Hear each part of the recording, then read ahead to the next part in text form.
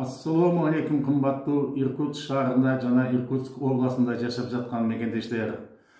Мына бүгүндөн баштап жаңы жакшылык кабар угулду.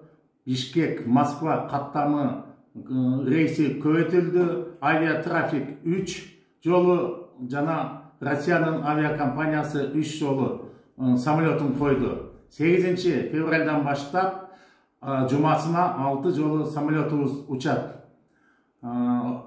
Азыркы мезгилдеги основание негиз деп көп кыйынчылык болуп аткан основанияны түп тамыры менен алып ташталды.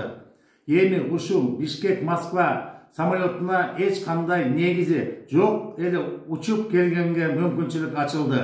Калган биздин мисалы Иркутск же Новосибирск жана Красноярск шаарлары боюнча основания азыр али күчүндө. Основаниясы жок, только Бишкек Москва самолеты учат. Ошондуктан 8-ден баштап билет алганга Иркутск шаарындагы өзүбүздүн авиакомпанияларга кайрылсаңыздар болот. Ошону менен кошо убакыттан пайдаланып айткым келет, кымбаттуу мекендештер.